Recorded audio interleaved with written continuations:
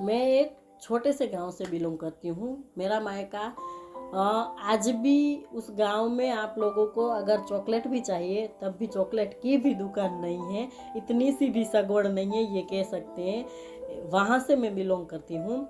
लेकिन उस गांव, छोटे से गांव में छोटे से परिवार के साथ हम लोग बहुत खुशियाँ मनाए। छोटी छोटी खुशियाँ में बहुत बड़ी खुशियाँ खोज ली। और मैं जब पढ़ाई के लिए, हम लोगों को पढ़ाई के लिए बाहर जाना तो भी लगभग 50 किलोमीटर से ज़्यादा तक जाओ तब भी आप कॉलेज वॉलेज कर पाओगे, क्योंकि हमारे गांव से शहर इतना दूर था। हमारा क्या होता था कि मुझे आगे पढ़ाई करने की इच्छा थी, जबकि मेरे पापा ने मुझे हर इच्छा पूरी की है मेरी। और उन्होंने ये 50 किलोमीटर का रास्ता तय करने के लिए भी हमारे छोटे से गांव से हमारे पास वाले थोड़े बड़े गांव में आना पड़ता था, जहां से हमें बस मिलती और मैं बड़ा शहर जाती और वहां से वापस आती, फिर उस छोटे से शहर में उतरती। वहां मेरे पापा रोज़ मुझे लेने के लिए आते और हम अपने छोटे से गांव में, छोटे से परिवार में खुशी से रहते। अब जैसे ही रोज़ लड़की पर क्या होता है कि रोज़ ही बाहर निकलो तो छोटा गांव, छोटी सोच थी। सब लोग क्या सोचते थे कि लड़की को बाहर पढ़ाने के लिए भेजोगे तो ये होगा वो होगा, भाग जाएगी, अभी तो पता नहीं चल रहा है लेकिन हाथ से निकल जाएगी। मेरे पापा को सब लोग सुनाते रोज। फिर मैंने कहा पापा आप सुन सुन के थक नहीं गए ये कि आपकी बेटी भाग जाएगी, आपकी बेटी ये करेगी, आपकी बेटी वो करेगी, अभी से इतनी छूट दे रखी है। फिर मेरे पापा ने एक कहानी बताई मुझे कि बेटा मैं तुम्हें आज एक कहानी बता रहा हूँ, लेकिन मैंने ये कहानी गांव वालों को पहले से ही बताई हुई है। मैंने कहा ऐसी भी क्या कहानी है कि जो आप लोगों को, गांव वालों को आपने बता दी और मुझे बताना बाकी है। सो मेरे पापा ने कहा कि मैंने उन लोगों से कहा कि शेर का बच्चा जब जो दीवार होती है उसके अंदर होता है तब तक ठीक है, लेकिन शेर का बच्चा जब उस दीवार को कूद के बाहर निकलता है तब शेर के बच्चे को अपना रक्षण करने की ज़रूरत नहीं है। इसका रक्षण गांव वालों को खुद का रक्षण कर लेना चाहिए। बस बेटा मैं तुझ में मेरी शेरनी बेटी देख रहा हूँ, इसीलिए तुम जब इस दीवार को पार करके जाती हो तो मुझे तेरी कोई चिंता नहीं होती, गांव वालों की चिंता होती है। बस इतनी सी बात, इतना विश्वास दिखाया मेरे पापा ने मुझ पे। और मुझे जो जहाँ तक जाना था वहाँ तक उसने पूरी छूट दी मुझे, और मैं वहाँ पर पहुँच भी पाई, अपनी मंजिल भी तय कर पाई। और उस छोटे से गांव में हम 3 भाई बहनें, हम तीनों को पापा ने उस छोटे से गांव में खेती करके मेरे दोनों भाई को इंजीनियर बनाया और मुझे टीचर बनाया। ये हम तीनों का सपना उन्होंने पूरी शिद्दत से पूरा किया। इसलिए आज मैं गर्व से कह सकती हूँ कि मुझे मेरे बाप पे घमंड है। और ये छोटी छोटी कहानियाँ लड़कियों की ज़िंदगियों में बहुत बड़ा बदलाव लाती है। आप लोगों को पता है छोटे गांव में रहना कोई बुरी बात है ही नहीं, प्रकृति के साथ रहो बहुत अच्छी बात है, लेकिन छोटी सोच में जीना, छोटी सोच में से निकलना ये बहुत बड़ी बात है। गांव छोटा होना कोई बड़ी बात नहीं है, लेकिन उस गांव में रहने वालों की सोच के साथ जीना ये बहुत बड़ी बात है। और उस सोच से बाहर निकलना, उस सोच में एक नई सोच बनाना ये बहुत बड़ी बात है। और क्या होता है, मैं अपनी सोच जबकि अब बदल चुकी है बहुत ज़्यादा, तो सोच में क्या होता है कि हम थोड़ी सी भी प्रॉब्लम हो जाती है।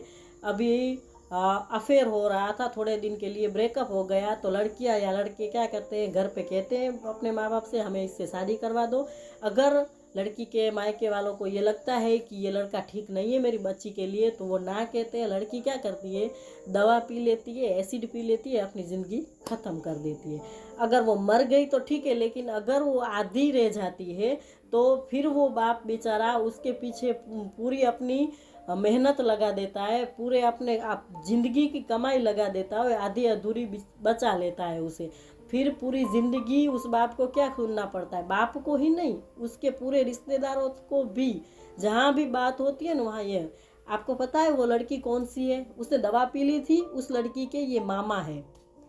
जिस लड़की ने वो एसिड पी लिया था ना, उस लड़की के ये चाचा है।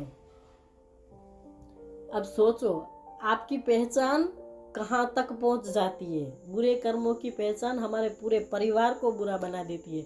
हमारे पूरे परिवार में हम सभी जब भी उस लड़की के इर्द गिर्द मंडराने वाले, इर्द गिर्द उसके संबंधों की बात होती है ना, तो पहचान वहीं से शुरू होती है। जो लड़की ने दवा पी ली थी ना, उस लड़की के ये पापा है, उस लड़की की ये मम्मा है, उस लड़की की ये मासी है। क्यों करते हो आप लोग ऐसा? क्यों?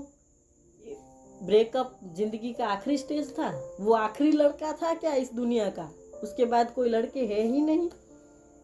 एक पल में आप लोग कितना बड़ा फैसला ले लेते हैं कि अपनी ज़िंदगी ख़त्म कर लेते हैं। मैं तो ये कहती हूँ, अगर ऐसी सोच वाली लड़की या लड़का कोई भी हो, अगर एसिड पी लेता है, वो नहीं मरता है, तो उसे मार देना चाहिए 5 लीटर पिला के।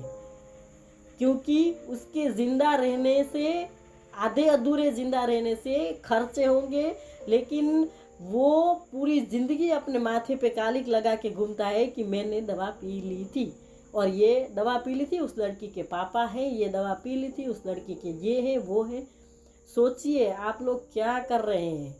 जिस बाप जिस माँ ने हमें बहुत ही शिद्दत से, बहुत ही प्यार से अपनी ज़िंदगी की पूरी कमाई हम पे लगा देते हैं, वो ताकि उसे विश्वास होता है कि मेरी बेटी मेरा नाम रोशन करेगी, और हम किस दिशा में रोशन कर रहे हैं। सो मेरी छोटी बहनों से मेरी रिक्वेस्ट है कि आप लोग ऐसा कुछ भी करने से पहले, ऐसा कुछ भी सोचने से पहले एक कदम पीछे हटा के अपने माँ बाप की ओर, अपने रिश्तेदारों की ओर, अपने घर की ओर देखिएगा कि उन लोगों ने हमारे लिए क्या किया, और हमारी अब जिम्मेदारी क्या है कि उन लोगों के लिए हम कुछ कर पाए।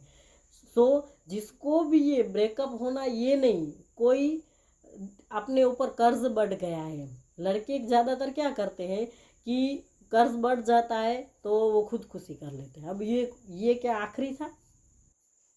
कर्ज बढ़ गया, आपने खुदकुशी कर ली तो आपका परिवार बच गया, ये आप सोच के मर जाते हो, लेकिन आपके मरने के बाद भी आपका पूरा परिवार मर जाता है। इसीलिए कहती हूँ कि प्लीज़, अगर आप लोगों की ऐसी सोच है तो आप इस सोच से बाहर निकलिए, क्योंकि दुनिया बहुत बड़ी है, खुशियाँ बहुत है हमारे रास्ते पे। सिर्फ हमें खुश रहना है, और खुश रहने के लिए किसी साधन की कभी ज़रूरत थी ही नहीं, और है भी नहीं। क्योंकि एक बच्चे को आप लोग सुबह से दोपहर तक उसकी माँ से अलग रखो, और उसे जितने चाहिए उतने खिलौने दिलाइए, उसे आइसक्रीम, चॉकलेट सब कुछ खिलाइए।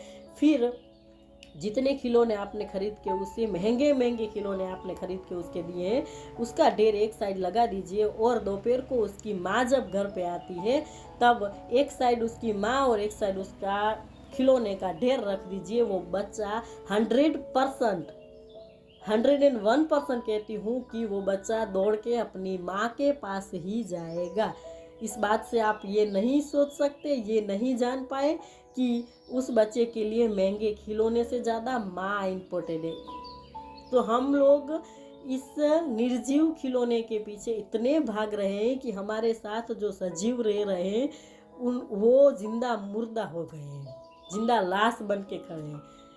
हमें हर वक्त यही लगता है मेरे साथ ये कैसे होता है, हर वक्त मेरे साथ ही ऐसा होता है, लेकिन सच्चाई तो ये है कि हमारे साथ कभी कुछ होता ही नहीं है।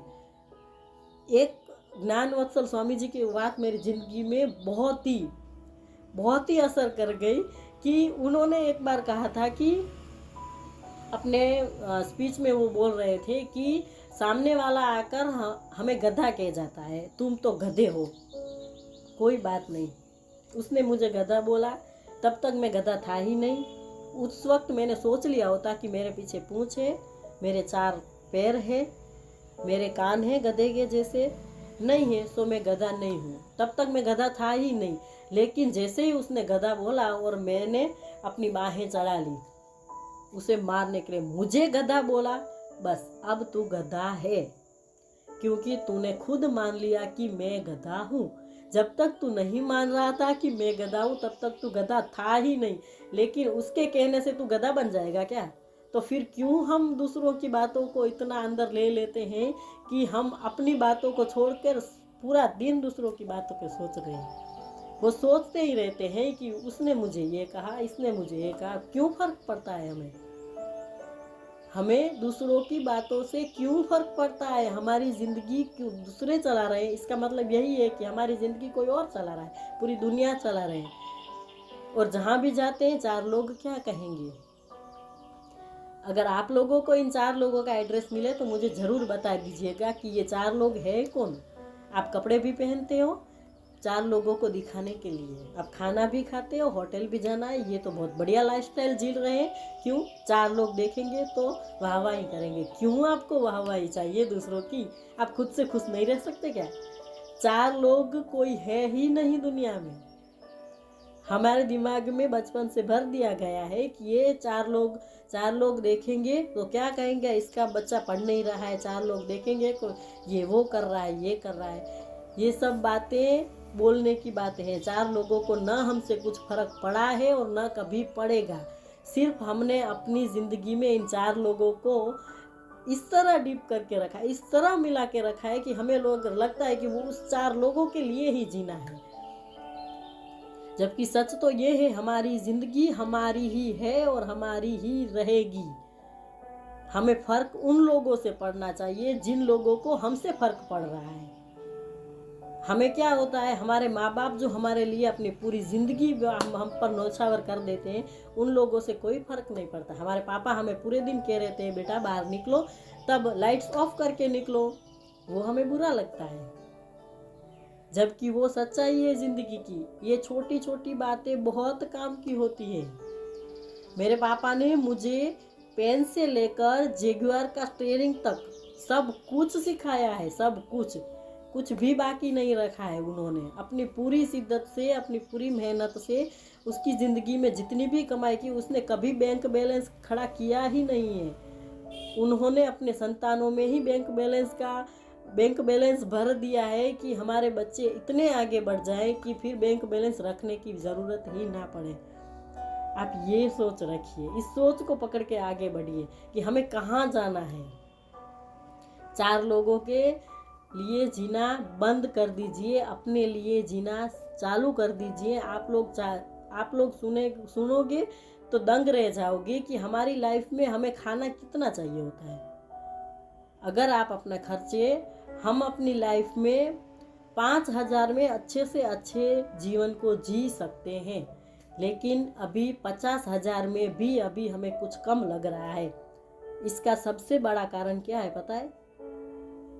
होटल में जाना है कुछ लोगों को दिखाने के लिए, अच्छे से ब्रांडेड कपड़े पहनने हैं कुछ लोगों को दिखाने के लिए, ये सारी बातें, घूमने जाना है, यहाँ जाना है, वहाँ जाना है, ये सारी बातों को मिला मिला के हमने अपनी ज़िंदगी को 4 लोगों के लिए इतनी भारी कर दी है कि हम जो 5,000 में कर पाने वाले थे वो 50,000 में भी नहीं कर पा रहे हैं। आप सोचिए आप कहाँ से कहाँ पहुँच गए हैं। हमें उस सोच से वापस आना है, अपनी एक खुद की नई सोच बनानी है। अब आप लोग सोच लीजिए, अमिताभ बच्चन जी का एक छोटा सा दाखला, उसने एक कंपनी खड़ी की थी। उस कंपनी में उसे इतना लॉस हुआ था कि उसका घर भी उसे गिरवे रखना पड़ा था, यानी कि उसने घर पे से भी लोन उठा ली थी, तब भी वो कंपनी का कर्ज नहीं पूरा कर पाए थे। अब सोचिए आप, जो इंसान इतनी बड़ी हस्ती थी, वो इतनी बड़ी हस्ती यहाँ तक आ सकती है, तो हम क्या चीज़ है। लेकिन उस वक्त उसने सोचा होता कि अब तो मैं ख़त्म हो गया। अगर ये सोचा होता कि अब मैं ख़त्म हो गया तो वो सही में उस वक्त ख़त्म हो जाते। लेकिन उन्होंने क्या सोचा कि नहीं, ये मेरी ज़िंदगी का आखिरी दिन नहीं है, ये मेरी कमाई का जो हिस्सा गया सो गया, लेकिन अब मैं फिर से ये साइकिल शुरू करूँगा, फिर से नाम बनाऊँगा। और हम ब्रांडेड कपड़े पहनते हैं ना, वो ब्रांड की हम एडवर्टाइजमेंट करते हैं। कपड़े ब्रांडेड नहीं, आप खुद एक इतनी बड़ी ब्रांड बन जाओ कि आपके कपड़े खुद ब खुद ब्रांड बन जाएंगे। अमिताभ बच्चन जी जो भी पहनते हैं ना, वो फैशन बन जाती है। क्यों? क्योंकि उन्होंने खुद को ब्रांड बना लिया है। हम बात कर रहे थे उसकी फेलियर की, ये बहुत बड़ा उसकी ज़िंदगी का फेलियर था, लेकिन उस फेलियर को उसने वहाँ ख़त्म नहीं किया, उसने वहाँ से नई शुरुआत की। और वो अपने दोस्त के पास, फिल्म इंडस्ट्री के दोस्त के पास काम मांगने खुद सामने से गए और उसे काम दिया उसके दोस्त ने, और उस काम को उसने इतनी शिद्दत से किया कि ये अभी मैं एक लिख रहा हूँ, पूरी गिनती मुझे अभी लिखनी बाकी है। और उसने उस फिल्म में इतनी शिद्दत से काम किया और फिल्म चल पड़ी, और फिर से जो अमिताभ बच्चन जी करोड़ से, कह सकते हैं हम, करोड़ से जीरो तक आ गए थे, वो फिर जीरो से अबज तक चले गए। और उसकी वो नामना आज भी कायम है, उसका सिक्का आज भी चलता है। उसका सिर्फ और सिर्फ एक ही कारण है, यह है कि उसने अपने फेलियर से अपनी शुरुआत कर दी। अगर उस वक्त उसने ये सोच लिया होता कि अब मैं ख़त्म हो गया, तो वो सच में ख़त्म ही हो जाते। सो ये छोटी छोटी बातें हैं, छोटे छोटे विचार हैं, जो हम डिप्रेशन में चले जाते हैं। अब आज के ज़माने में ही ये डिप्रेशन आया है, पहले के ज़माने में ये डिप्रेशन था ही नहीं। तब हमारे मम्मी पापा क्या करते थे, पूरे दिन का शेड्यूल फिक्स ही था, वो खेती में काम किया करते थे, हार्ड वर्क करते थे, लेकिन उनको डिप्रेशन के जैसा नाम ही था ही नहीं। मैंने अपने पापा को देखा है, वो वो खेत में, ये वहाँ पे पत्थर होते हैं, उस पत्थर पे सर रखते ऐसे सो जाते थे कि स्वर्ग की नींद सो रहे हैं। अब आप सोचिए, क्या आप लोगों को ब्रांडेड बेड की ज़रूरत है सोने के लिए? है। पता है क्यों ज़रूरत पड़ती है हम लोगों को? क्योंकि हमें नींद नहीं आ रही है, डिप्रेशन में चले गए हैं। अब छोटे छोटे बच्चे डिप्रेशन में चले जाते हैं, क्यों? पढ़ाई का डिप्रेशन है, ऊपर से ये है वो। जबकि जब हम छोटे थे तब हमारे माँ बाप ने जो हम पे पढ़ाई में खर्चा किया था, मुझे पता है कि मेरे पास कितनी कम चीज़ें थी, हम लोग बहुत ज़्यादा खुश थे उस चीज़ों में। लेकिन अब अपेक्षाएं इतनी बढ़ गई है, इतनी बढ़ गई है कि बच्चों को खुशी देने के लिए माँ बाप जी जान लगा देते हैं, फिर भी बच्चे डिप्रेशन में ही होते हैं। क्योंकि माँ बाप आज बच्चों के लिए साधन सगवड़ साथ मिक्स कर रहे हैं, सगवड़ पैदा कर रहे हैं कि हमारा बच्चा गार्डन बना देंगे आंगन में, खुश हो जाएगा, हमारा बच्चा स्विमिंग पे चले जाएंगे हम लोग एक दिन के लिए तो खुश हो जाएगा। लेकिन बच्चा कभी खुश होता ही नहीं है, क्योंकि उसकी अपेक्षाएं इतनी बढ़ गई हैं। बस वो छोटा होता है तभी उसे खरोच तक नहीं लगने देते। हमारे बच्चे को कुछ नहीं होना चाहिए, और थोड़े से ही बड़े होते हैं, जब अपने पैरों पे खड़े होना चाहते हैं तब उसे छोटी सी खरोच बहुत बड़ी लग जाती है, क्योंकि उसके माँ बाप ने उसे छोटा होता है तब कुछ नहीं होने दिया होता है। फार्म के एक बच्चे की कहानी। फार्म में बच्चे पूरे दिन, हम अपने बच्चे को क्या करते हैं, ठंड लगती है तो डबल स्वेटर पहनाते हैं, डबल सॉक्स पहनाते हैं, डबल शूज़ हम रखते हैं कि एक शूज़ निकालो, तुरंत घर में आते हैं तो घर में दूसरी चप्पल पहना देते हैं, बाहर होते हैं हम शूज़ पहना के ही उसे ले जाते हैं, पूरे दिन उसे ढक के रखते हैं। फिर भी कोई भी माँ कह दे कि मेरा बच्चा इस साल की ठंडी में मेरे बच्चे को सर्दी नहीं हुई, वैसा होता ही नहीं है। पता है क्यों? क्योंकि हमने अपने बच्चे को इतना जकड़ के रखा है, इतना पहनाया है, इतना कि उसे पता ही नहीं है ठंड क्या चीज़ होती है, और थोड़ी सी ठंड लगने के बाद वह बीमार हो जाता है। जबकि फार्म पे, मेरे अपने फार्म पे बच्चे हैं, चप्पल तो छोड़िए, सॉक्स तो छोड़िए, कपड़े भी पूरे नहीं पहने होते। और डेयरिंग पावर उसका कि 10-10 फीट की दीवार लगी हुई है फार्म पे, वो उस पे बंदर की तरह चढ़ जाते हैं, उस दीवार की उस तरफ कूद जाते हैं, फिर वहाँ से वो छोटे छोटे बेर लेके आते हैं, वहाँ से 10 फीट की दीवार चढ़ के इस तरफ कूद जाते हैं। आप सोचिए हम कहाँ हैं। उस बच्चों के डेयरिंग पावर को, उस बच्चों के ठंड से लड़ने की ताकत को देख के हमें लगता है कि हमने ही अपने बच्चों को इतने कंफर्ट जोन में रख लिया है कि अब उस जोन से थोड़ा सा भी बाहर निकलते तो वो लड़ नहीं पा रहे हैं। तो हमने ही अपने बच्चों को कमज़ोर बनाया है। हम सबको साथ मिलके अपने बच्चों को हर परिस्थितियों से लड़ना सिखाना होगा, जैसे हमारे माँ बाप ने हमें सिखाया है। हम कहीं पे भी हैं, कुछ भी कर रहे हैं, घर का भी काम कर रहे हैं, टीचर है, आप किसी भी प्रोफेशन में हैं, आप पूरी शिद्दत से कर रहे हैं, इसका कारण ये है कि हमारे माँ बाप ने हमें ये डाला है। अब हमें ये अगली पीढ़ी में डालना है। हम लोग क्या करते हैं, लड़कियों को कहते हैं छोटे छोटे कपड़े पहन के बाहर मत निकला करो। क्यों? लड़कियों को ही क्यों छोटे छोटे कपड़े पहन के मारे? क्यों आप लड़कों की नज़र को नहीं सुधार पा रहे हैं? हम लड़कों को भी छोटा होता है तब से नहीं सिखा सकते कि आप हर लड़की को बहन बन मान के चलना? ये नहीं सिखा पा रहे हैं। क्यों? हमारे माँ बाप ने हमें सिखाया था तभी हम, अब ये अलग अलग गर्ल्स स्कूल, गर्ल्स कॉलेज, ये सब अब आया है। तब जब हम पढ़ते थे तब हम पहली में उस प्राइमरी स्कूल में जाते थे, गवर्नमेंट स्कूल में जाते थे, वहाँ लड़के लड़की साथ ही होते थे और हमने खेला है। उस वक्त हमने लड़के लड़कियों ने साथ कबड्डी भी खेला है, वॉलीबॉल भी खेला है, वो सब खेला है हमने, जो कि अब शायद अब के छोटे छोटे बच्चों को पता भी नहीं है कबड्डी क्या है, क्योंकि उसके पास तो ये फ़ोन है ना, पूरे दिन गेम खेलने के लिए वो फ़ोन है, इसलिए उस बच्चों को तो पता तक नहीं है कि ये कबड्डी क्या चीज़ है, ये खो खो क्या चीज़ है। और वो शारीरिक कमज़ोर तो हुए ही हैं, लेकिन वो मन से मानसिक भी कमज़ोर होते जा रहे हैं। और इस पीढ़ी को हमें मजबूत बनाने के लिए उसे इंडोर गेम से अब आउटडोर गेम की तरह ले जाना होगा, उसे बाहर की परिस्थितियों से मिलवाना होगा, तभी ये इतने स्ट्रांग बन पाएंगे कि अपनी ज़िंदगी में कुछ कर पाएंगे। वरना ये डिप्रेशन में अभी के अभी चले जाएंगे। थोड़ा सा किसी ने कुछ कह दिया, ख़त्म बात। मैंने सुना है छोटे छोटे बच्चे 10 साल 12 साल के बच्चे को इतना लग जाता है, उसके माँ बाप अगर कुछ थोड़ा बहुत कह देते हैं तो उसे इतना लगे पंखे पे लटक जाते हैं। जबकि हमारे माँ बाप, आप सोचिए, कहने की तो बहुत दूर की बात है, सीधा लगा देते थे, तब भी हमें कुछ फर्क नहीं पड़ता था, सुधर जाते थे हम। लेकिन ये मन पे लेके बैठ नहीं जाते थे कि मेरे पापा ने मुझे मारा क्यों। जब भी हम खेल में, छोटे से खेल में, शहरी में हम खेल रहे होते हैं और उस छोटे से खेल में हमारी छोटी सी गलती होती थी, तब भी हमारे पापा हमें पूरे गांव के सामने लगा देते थे, कुछ फर्क नहीं पड़ता था हमें। बच्चों को आज 2 बच्चों के साथ उसके दोस्तों के सामने कुछ कह दो तो लग जाती है। इतने कमज़ोर हमने ही बनाए अपने बच्चों को, क्योंकि कोई और दादा दादी जरा सा भी कुछ कह दे ना, मम्मी चढ़ जाती है उसके ऊपर।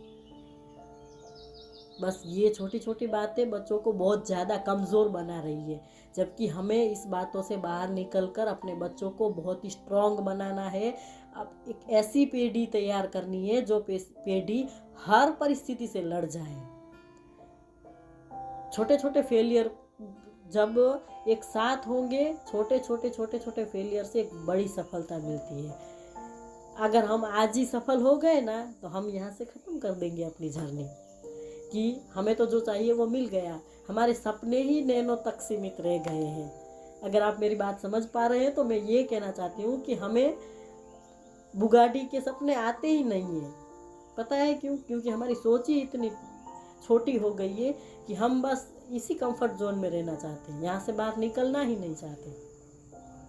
दोस्तों, इस सोच से बाहर निकलिए, बहुत बड़ी दुनिया है, बहुत कुछ देखना बाकी है। एक बार आप सोच लीजिए कि मुझे, आप क्या कर रहे हैं। सिर्फ हमें कोई कहता है कि आप गोल सेट कर लीजिए, हम गोल सेट कर लेते हैं कि हमें 1 लाख रुपया महीने की कमाई चाहिए।